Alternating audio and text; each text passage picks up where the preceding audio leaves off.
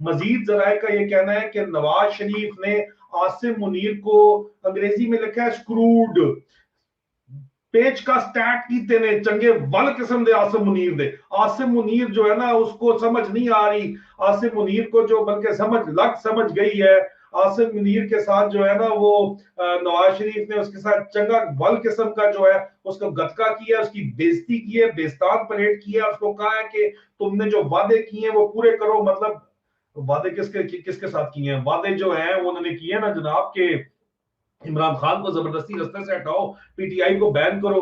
उनको नवाज शरीफ इमरान आसिम मुनीर को जो है वो जबरदस्ती ये धौंस और धांधली से कह रहा है कि अगर तुम अपने वादे पूरे नहीं करते हो तो फिर जो है वो मैं तुमने जो मुझसे वादे किए हैं वो मैं अवाम के सामने ले आऊंगा।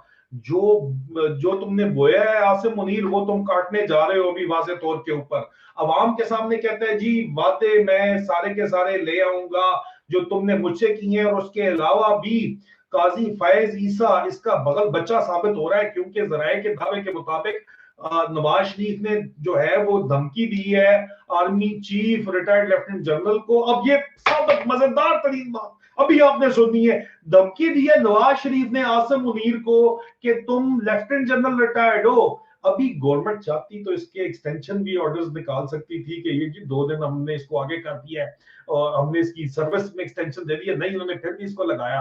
वो कह रहे हैं कि तो मेरा मेरा मेरा वकील लगेगा ना, मेरा बगल बच्चा जब चीफ जस्टिस ऑफ पाकिस्तान लगेगा ना, ये काजी जल इनकलाबी काजी फैज ईसा, तो फिर मैं केस आ जाएगा तेरे खिलाफ सुप्रीम कोर्ट में आसिम मुनीर कि तू रिटायर्ड लेफ्टिनेंट जनरल है, तुझे आर्मी चीफ होना ही नहीं चाहिए, और ये तेरे खिलाफ फैसला देगा। ये उसको बता रहा है। धमकी किस किस्म की दे रहा है जो है वो बबल बट पार्टी का सरबराह, अंदाजा कर लें अभी।